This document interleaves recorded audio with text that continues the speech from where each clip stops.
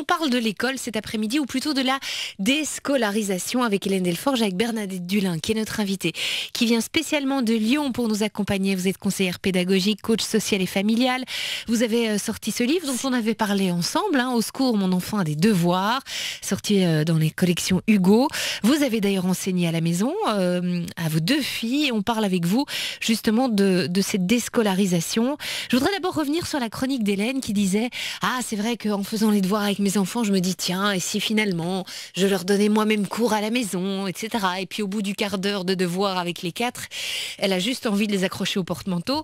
Alors, on s'est tous mis dans cette situation en faisant les devoirs où on se dit « Ah non, je pourrais pas, ce serait pas possible de les avoir toute la journée à la maison. » Mais on n'est pas dans le même cadre, on n'est pas dans la même situation quand on fait les devoirs. Absolument, pas du tout. Dans un premier cas, on doit faire les devoirs que notre enfant doit faire, et dans l'autre cas, on va organiser l'école pour que ce soit plaisant pour lui comme pour soi.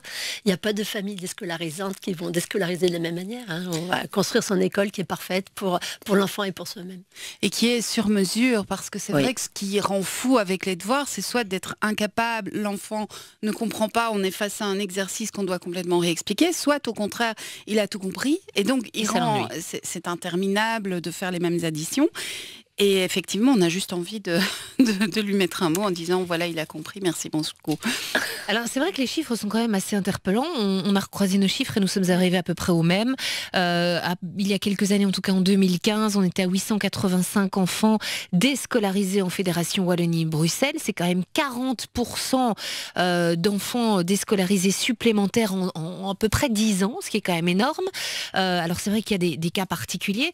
Mais pour les parents qui, effectivement, décideraient de faire ce qu'on appelle l'instruction familiale, c'est-à-dire de donner cours à leurs enfants à la maison. Quels sont les conseils de base que vous pouvez leur donner, Bernadette ? Mais je dirais que la première chose, ce serait d'écrire un livre. Un petit livre, l'histoire qui nous a amenés à prendre cette décision. C'est une décision pour moi familiale, parce que chaque enfant doit se positionner, parce que si on en déscolarise un, on peut le proposer à l'autre. Et puis aussi, ça impacte toute la famille. Donc, ça veut dire que les enfants doivent être d'accord aussi. C'est ça. Faut pas le faire à... Oui, il faut pas projeter sa peur de l'école. J'ai lu des témoignages de femmes qui décidaient, même enceintes, que leur enfant n'irait pas à l'école parce qu'elles avaient vécu du harcèlement, des traumatismes qui sont réels à l'école. Mais là, il faut peut-être quand même laisser le choix. Alors, j'ai justement entendu une vidéo, enfin, j'ai visionné sur YouTube l'histoire d'une jeune femme qui était, je crois que la 6e d'une famille, ou en tout cas une famille de 6 ou 8, enfin d'une grande famille, et qui ont été carrément fait du unschooling. Donc là, c'est même pas d'école à la maison, c'est... ne pas du tout enseigner. Là, il n'y a pas de programme. Donc on peut en parler parce que c'est vraiment très intéressant. Et des enfants de la fratrie ont attendu désespérément d'avoir 18 ans et de quitter la famille pour aller, au contraire, avaler de la connaissance et dans un programme organisé. Donc, oui, je pense que c'est important, justement, c'est pour ça que c'est sans doute le premier conseil à donner. Écrire, pourquoi on va se décider chacun pour cette scolarité, surtout qu'avec le temps qui est bien rempli, on risque d'oublier. Et dans certaines situations, ça peut être très intéressant. De revenir aux fondamentaux, pouvoir un genre de cahier des charges, un petit peu en quelque sorte. Pas seulement, parce que dans ce cahier, on pourrait écrire aussi, mais il faut qu'on rêve son école. Moi, j'ai adoré cette période-là où je me suis dit, bon, je vais pouvoir enfin être une vraie maman, j'allais dire. J'allais pouvoir vraiment, entre guillemets, être maman à temps plein, jouer mon rôle complètement. Un enfant, c'est autre chose qu'un élève. C'est pas que ça. C'est juste une petite partie de sa vie. C'est un être dans sa on est responsable de toutes les facettes qu'un être humain peut avoir. Et quand nos enfants allaient à l'école, j'avais jamais le temps. Déjà, je choisissais de très bonnes écoles, donc je faisais beaucoup de routes, de trajets, elles aussi.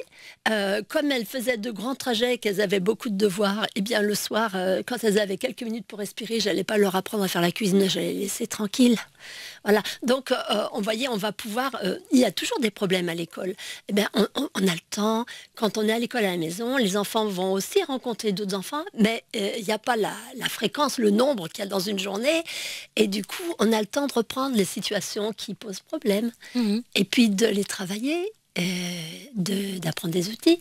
Je vais juste faire une petite parenthèse, Bernadette, parce qu'à vous entendre, c'est merveilleux, mais il faut, je pense aux parents, il faut pouvoir le faire aussi. C'est-à-dire qu'il y a malheureusement des familles où financièrement, les deux parents se doivent de travailler pour pouvoir nourrir les bouches des petits. Je veux dire, en termes d'organisation pratique, à part si on peut prendre un mi-temps, etc., c'est quand même pas toujours très facile à mettre en place. Alors, ça, c'est très juste, et c'est pour ça que ce cahier est fondamental, parce qu'il va falloir se dire, bon, quel cadre où les enfants vont travailler. On ne peut pas laisser des adolescents ou des petits seuls toute la journée à la maison. C'est terrible pour eux. Ça génère trop de stress.